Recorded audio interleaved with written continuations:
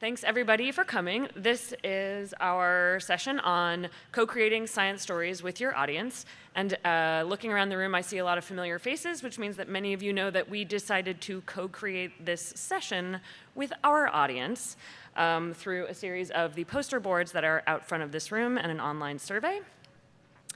Across all of those things, we got feedback from what we think is probably more than 90 people using both the poster boards and the online survey, and people keep taking the survey, so that number keeps going up, which is great. Keep sending that in, and we'll do some more stuff with it later.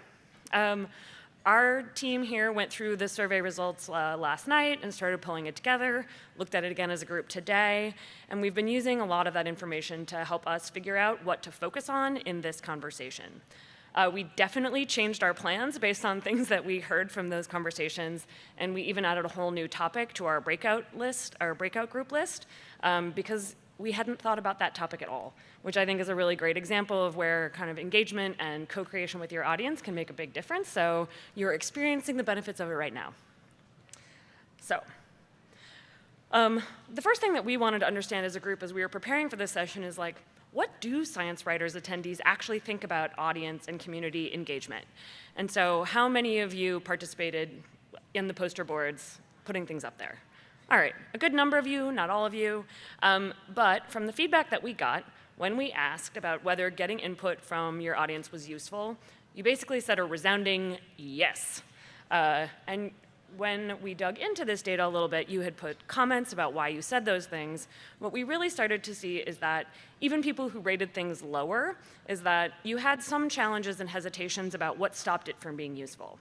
Getting input isn't as hard as figuring out what to do with the input and trying to figure out when or if you even should reach out. Our online survey also asked about how you're already doing this. Quick show of hands, how many of you actually took the online survey? Fewer. But those of you who did were much more highly engaged in this kind of work already than the people who came out and participated in the poster boards, so we had a really different sample of folks. And largely what we are seeing is that people who are thinking about this work and engaging with it are doing a couple of different things primarily. Asking for story ideas and reporting help from their readers, their audience, trying to find ways to connect. People are using surveys and events as ways to connect in particular. Every time I refresh this slide, the data changes, since numbers are still coming in, but those are some of the patterns that have stayed pretty consistent from the beginning. But a lot of you also told us that there are real challenges to doing this work, and this is a question that we asked both on the poster boards and in the online survey. And really the biggest one that a lot of people told us is that you don't really know how to get started with doing audience and community engagement. That you understand why it's important, that you see some potential benefits, but that sort of being like, God, where do I even begin is your biggest question. The good news is you actually already got started. If you played with our poster boards, audience and community engagement work a lot of the time is about asking questions, both to and about your audience. And so we asked you to talk about what questions you would ask people. And a lot of the things that you wrote on the poster boards is that you want to know what people actually know and what they feel about the things that you do. And you're also extremely curious about why people do the things that they do. Like, does your work help them? Did you do a good job? This is the kind of general scope of things that we saw in the questions that were posted on the boards. And a lot of you, including this particular person, had questions about who is your audience. You had questions about what you do and don't know already about the people that you're writing for. So in the online survey, we have a little bit more detail about what people do and don't know. Many of you know a little bit about audience demographics, but you wish you knew more. And you really, this green bar is, I wish I knew. You really want to know a lot more about your audience's habits and opinions than you do already. In particular, like what kinds of information are people really looking for? How are they getting their news? Where are they getting their news? Who are they talking to about it? What do they do with it? You also just asked really funny questions like, what's your favorite frog? And I actually love this question. I think it's a really wonderful example of a great engagement question, honestly. It's very specific. It's very accessible, and the answers actually could surprise you and open up entirely new lines of reporting if you actually asked it.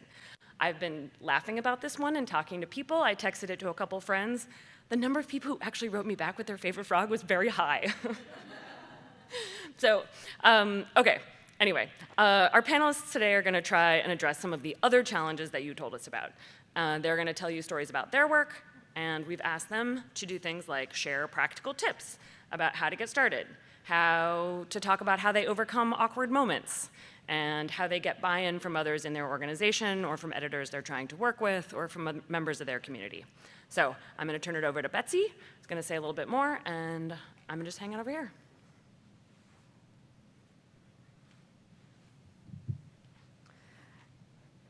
Yeah, so we're really excited to have this great panel of folks who are doing this work and who are going to talk a little bit about how they approach this and some specific projects that could help hopefully give you an idea of how to answer that question of how do I even get started. So first up is Kelly and Dylan from Muck Rock.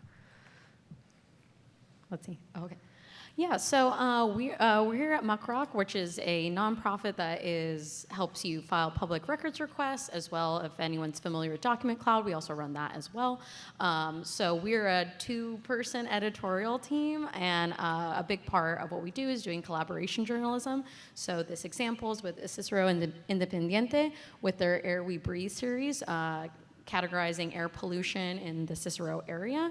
And this photo is kind of before we actually did a lot of the publication, is how we're showing some of the initial findings to the community through a community-based event. And how this kind of shapes our reporting is we encountered someone who was basically like, okay, well, that's great. What does that matter? Because I'm still gonna live here. This is gonna affect me, but like, you know, what does this mean essentially? And also understanding for this community, the impact and like what change can be made to impact this community was really important. So it's not just reporting on the facts, but also what can be done, any kind of accountability of local governments, like anything that can get, you know, more participation from the community. And Dylan will kind of go over the, you know, the volunteers that we got to kind of start this project. Yeah, so I mean, even before this moment, this was before publishing, but the like types of engagement that we were doing leading up to this got us to this place. So we started working with Cicero Independiente about 2 years ago. They had already known they were interested in doing more environmental reporting, but they hadn't done any yet. Or they had done like a few stories, one of which was on flooding, and they had paid attention to Facebook groups in the community, and it was just something that seemed immediately useful and was being read a lot, shared around a lot, and people seemed to be asking for more environmental coverage. So then they started thinking about what are the topics that come up the most in terms of civic groups or advocacy groups in terms of environmental problems in Cicero, and air quality was the one that they focused on. So we got a grant to get purple air sensors, and then we did a call out saying, hey, we have 5 purple air sensors. We want to place them in specific parts of the town. But we're really open to having as many volunteers as we can for this citizen science project. And then we received answers to the call-outs, called people and followed up and talked about what we would ask of them, how it would work, how the electrical bill would work, all that kind of stuff, and then installed the sensors, which was really fun. That was like one of my favorite parts of being a journalist to like my career up to this point. Was just talking to people in their home or outside of their home and thinking through this piece of technology, this data we were going to collect together and what it would mean for them. I installed an air sensor on the home of someone who has 2 small children, and being able to think that through with them and think about how this data that we were collecting together could actually give them actual information about when their child should go inside or what days are potentially most dangerous. Was just extremely rewarding. And then after analyzing the data and mapping it, we had this event. I think we had aguas frescas and donuts, and it was outside of a church on a Sunday or a Saturday, and people just walked by and asked questions, and that's when we came to the part where someone, an elderly woman, said basically like, pues, so what? You know, like, I'm still gonna be here. And that's how we then kind of in the preceding stories focused on this one reader, the reader who will not be able to leave, who's elderly, who's maybe vulnerable. What's the sort of actionables we'll give them, whether it's very concrete information about when to go inside, how to deal with higher air pollution days, and long-term, what could be changed in the community, whether it's tougher regulation or more greenery and trees for barriers to high pollution sources.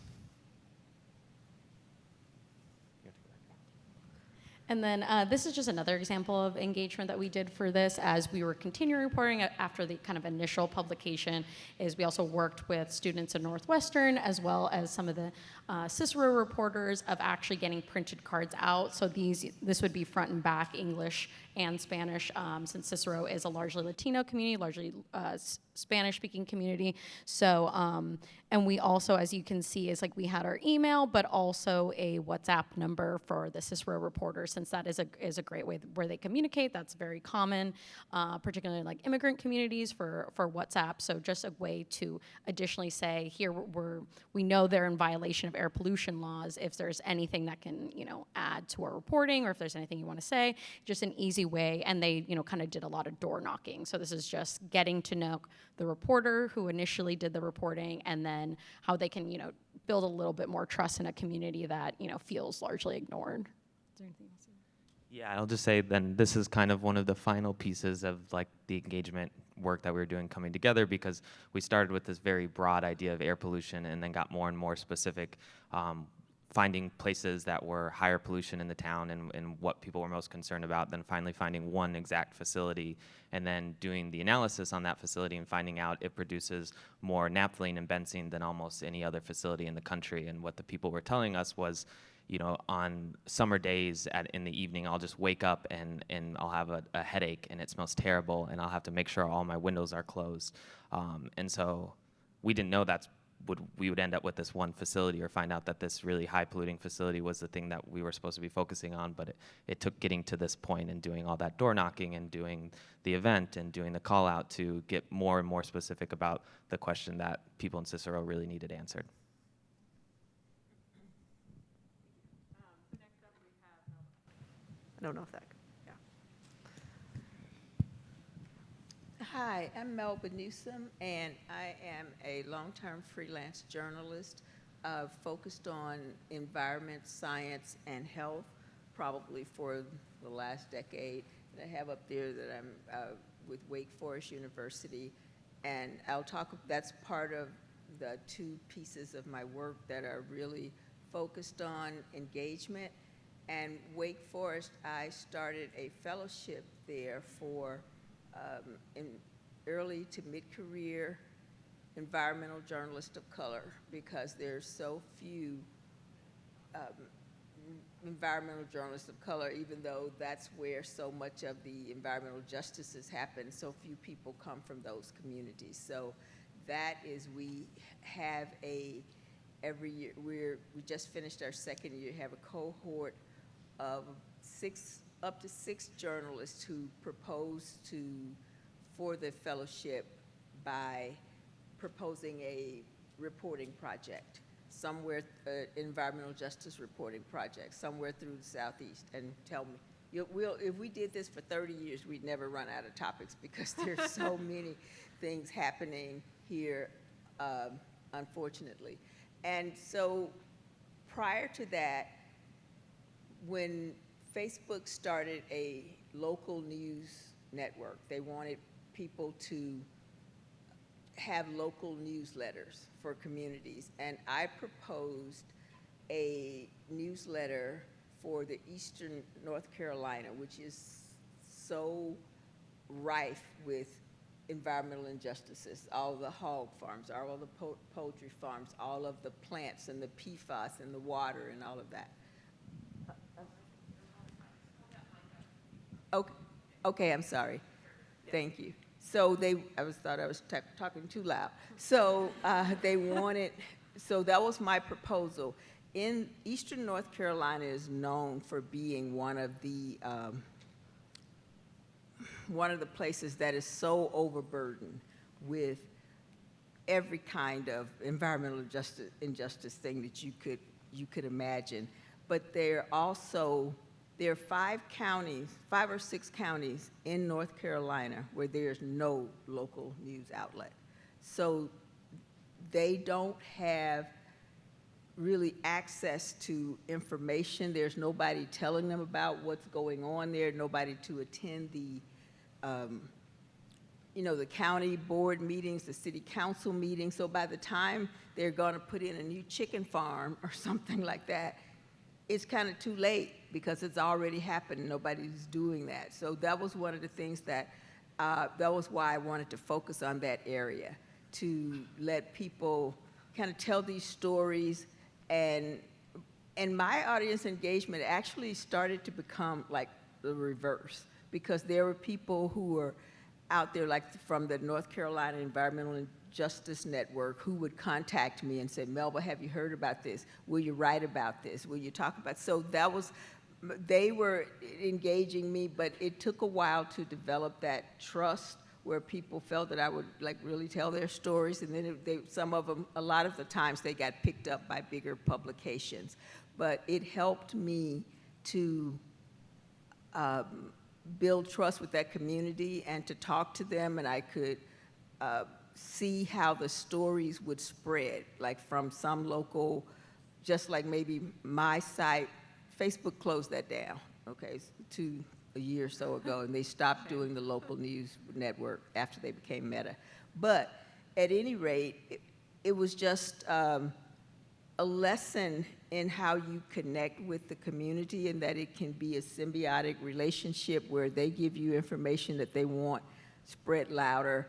And I made no bones about what my newsletter was about. It was called the Coastal Plains Environmental Advocate, and that's what I was doing, trying to advocate for the community.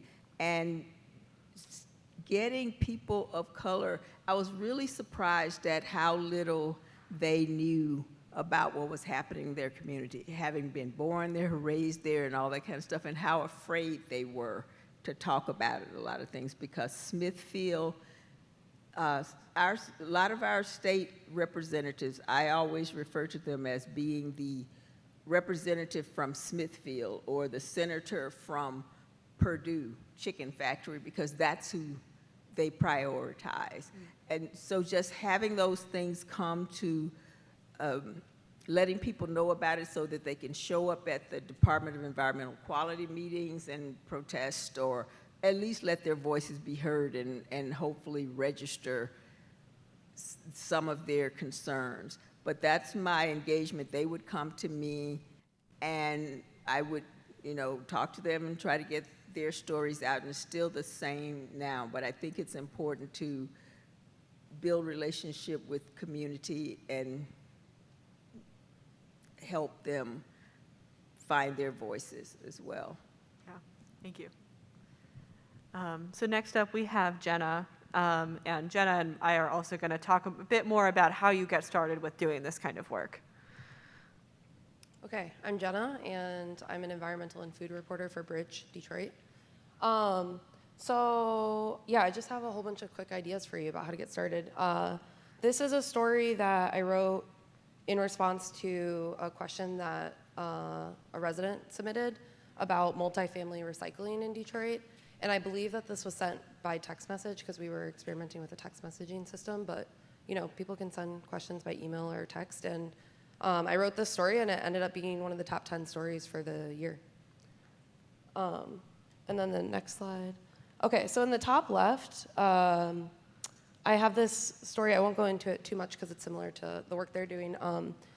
For this story, the community engagement piece, I think, was after I wrote this story, I printed out the story, and I distributed it to the row of houses that are directly across from this warehouse. So a semi-truck a minute crosses by these houses. And I know that because myself and Aaron, who I reported the story with, we sat outside of the warehouse and we counted trucks for a few hours. And I think one way to take community engagement to the next level could be to work with residents in the neighborhood and have them go in shifts to count the trucks. I had capacity to count them, and I thought it would be kind of fun, so that's why I ended up doing it. But we knew that there was this warehouse. We didn't have a lot of information on it. They weren't required to submit numbers really to the city environmental department, and they weren't being regulated or there was no oversight. So in order to find information, we sat outside, we counted the trucks, and then I printed out the story and distributed it to local residents. And then the one in the bottom left, I created a survey. There's a car factory associated with this warehouse, Stellantis, formerly Chrysler, and it's this massive warehouse. They cut emissions in a white neighborhood and increase them in a black neighborhood in order to open Detroit's first new automotive facility in 3 decades. And since then, they've gotten 8 air quality violations from the state, and there's a pungent smell that residents constantly complain about. The state has gotten over 100 complaints from residents, and the EPA and the city have gotten complaints. And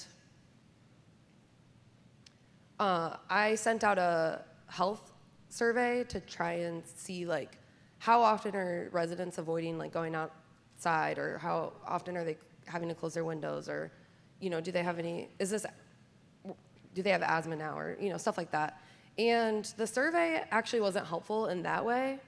I didn't get that many responses, but Bethany Howard in this picture right here, she reached out to me and filled out the survey, and she ended up being one of my main characters. She's a 4th generation Detroiter. Her family has lived near this facility since like the 50s or 60s. And since her great-grandpa or grandpa migrated up north from Mississippi. And so, yeah, so that was like an example of, sending out a survey and, being flexible with community engagement and what that looks like. Oh yeah, so that picture in the middle is just me distributing the stories. And then a huge pillar of my news organization is community engagement. And so we host town hall meetings focused on different themes. And one year we hosted one in each city council district, so that was 8. And we just, sat down with residents for 2 hours and just heard what was on their minds. And then we also do events like Meet the Reporter events where we have food and people just come and it's like speed dating, I guess, reporter style, and have definitely gotten a lot of story ideas from that. And then this is really tiny, but I just have, yeah, you can't even see it, but I have a weekly newsletter as well, and at the bottom there's a button, and it's like, do you have something to share?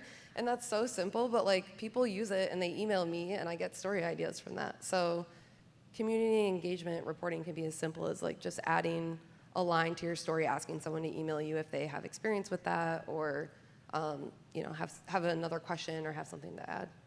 And I think that's, oh, and then I wanted to mention, I feel like it's important for my work to print out stuff if I can, because there's an estimated 200,000 Detroiters that don't have access to high-speed broadband internet, and Detroit is 600,000 people. So, if I'm putting all these resources into reporting and then, a third of people can't read it, that's not really effective. So that's why I like this strategy, and it's been well received by the residents that I've interacted with. I think that's it. Thank you. So I'm Betsy. I'm wearing a couple hats in this session because in addition to working for CASW, I'm also the co-founder and managing editor of The Sick Times, which is a small nonprofit newsroom that's covering long COVID and related diseases. And community engagement is a big part of the work that we are doing because we really want to be serving the long COVID community, trying to answer their questions and meet their needs, whether that is covering research or elevating issues that they are having in trying to get access to healthcare. So one thing that we do a lot is using our newsletter and using social media to get feedback. As a national newsroom, a remote newsroom, we're not able to do some of the strategies that Jenna was talking about in terms of physically going out into the community, just because our community doesn't have a specific location where they're based. They're more based around this disease identity. So we really use our readership to try and ask people for their feedback. So one example that I put up here was in the summer, I had the opportunity to do a Q&A with the director of the NIH. The NIH is an important institution for long COVID. They fund research and have run the only substantial federal program for long COVID research. So having this opportunity to talk to the director was huge, and I really wanted to not just ask my own questions, but ask the community's questions. So we sent out this email to our newsletter. We also posted about it on social media, and in the 24 hours that I had to kind of compile questions and prepare for the interview, I got like 150 questions. So it created kind of its own challenge in trying to figure out how to ask so many of these pressing issues that people wanted me to ask about. But I think, people felt really heard, and when we published the final Q&A, I got a lot of feedback that was like, thank you for asking my question, or thank you for asking about this topic. And I think that helps to kind of build trust in the long run with those readers. So we also will, put calls out on social media asking for people's experiences. This is from my co-founder and colleague Miles, who wrote this story a few months ago about experiences with reinfections. For a lot of people with long COVID, sort of an additional SARS-CoV-2 infection can lead to new or worse symptoms. And he also got a lot of responses to this social media post. I think he received over 50 emails and did a lot of interviews that really helped to shape this story and helped to bring light to something that is a significant issue in the community, but is kind of under-acknowledged by medical doctors and researchers studying long COVID. And this is an upcoming story, actually, but a freelancer working with us on a piece about sort of grief of lost friendships in relation to long COVID and people continuing to take COVID precautions. They reached out, the writer reached out to us with this idea, and one of the things that I heard when I had a phone call with them to talk about it was they weren't quite sure how to get sources who weren't just like their friends. And so I kind of suggested, hey, you should put together a survey and we can help share it on social media. And that way, not only can you gather some data similar to what we all did for this session, but you can also find sources that way. So I think they got a lot of responses, and I'm looking forward to a draft from them in the next couple weeks. So I wanted to share these just to say that, you don't have to do this work in person. You don't need a huge newsroom.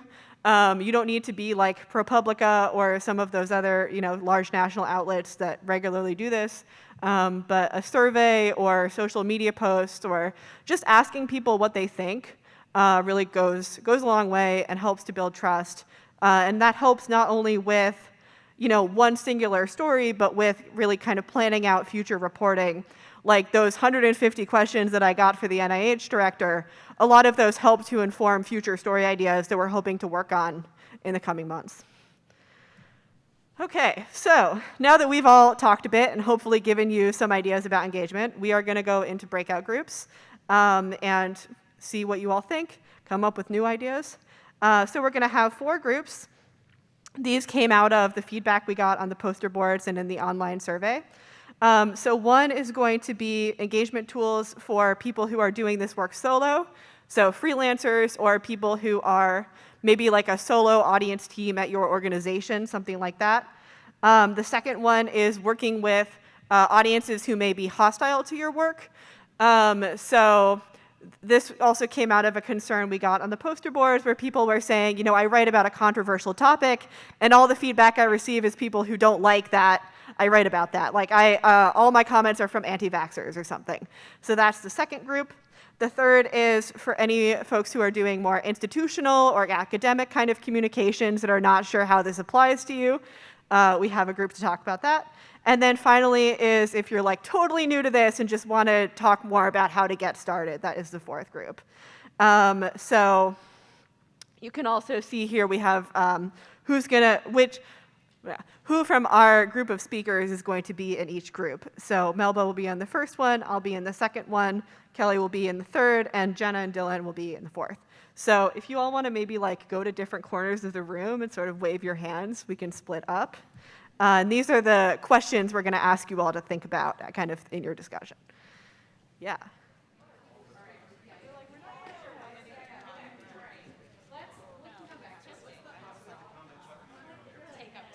Okay, I'm so sorry to do this, but we do have a hard stop on the session, so I'm going to have to bring it back.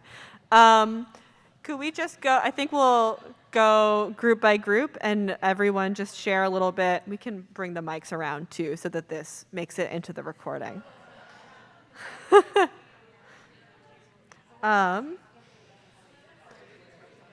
Yeah, so group one, the solo group, do you want to go first?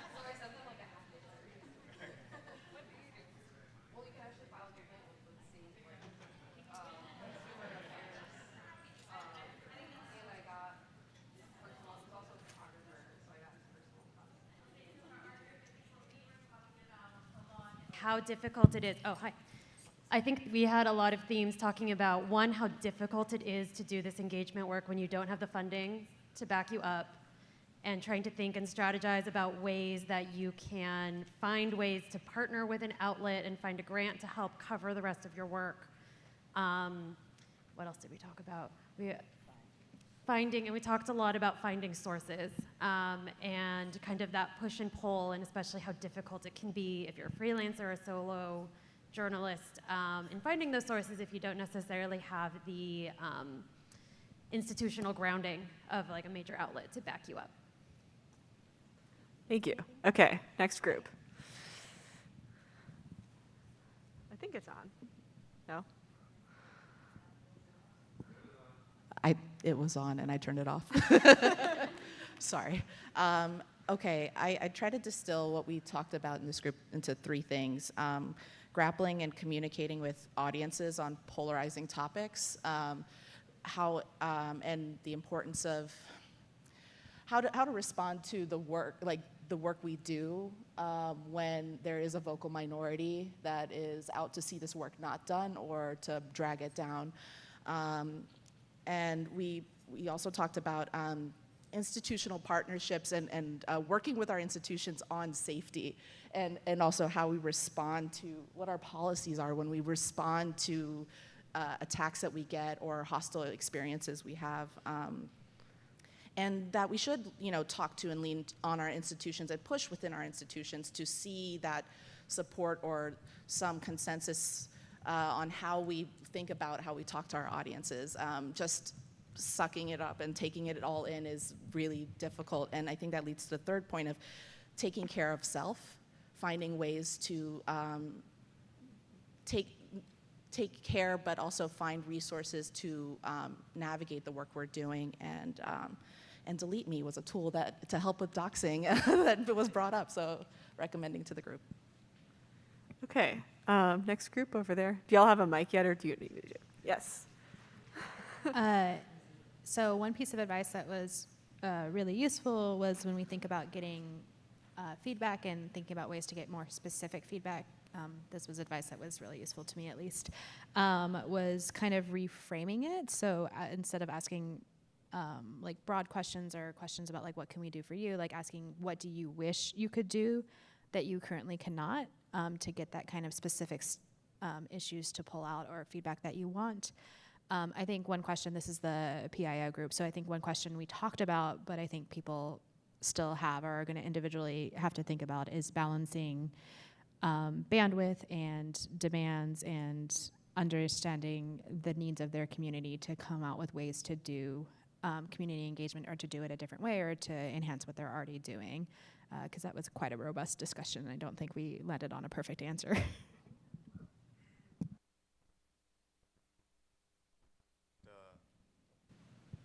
Hello. Oh, yeah.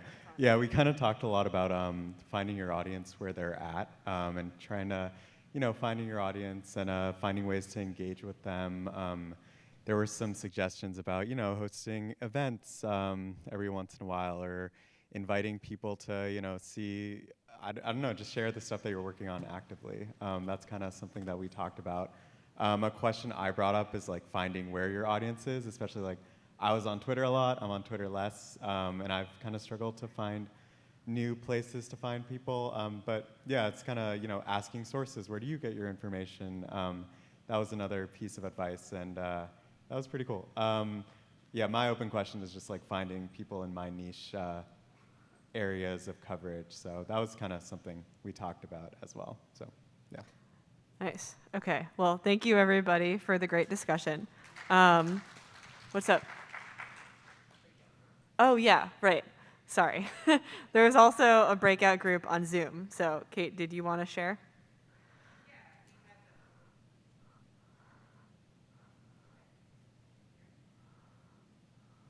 Hello, hello. Okay. We had a small but mighty group in the Zoom stream, and our conversation touched on basically all of these issues. And we had primarily freelancers who are working at universities or institutions. So a lot of these things. And so I actually switched gears with us a little bit, and we asked the question that we had on the board, since that was not available to our virtual participants. And so one of the questions, the questions were asking about is the level of technical detail in the writing appropriate for, like, what do my readers think about the level of technical detail in the writing that I do? And what people are looking for in the types of story forms out of the product that they're doing. And I think, and then one of the main takeaways in the group was that if you get low rates from your surveys, like Jenna was talking about, you can be creative in your, and then interviewing those people to get more detail for the work that you're doing. And I'll leave it at that. Thank you.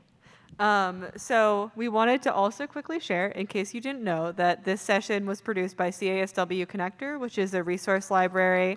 So you can go on the site, find a bunch of places to, like, fellowships, training programs, awards, all that stuff is easily available. We have a newsletter. There's some stickers on the table if you want a visual reminder for yourself of this resource.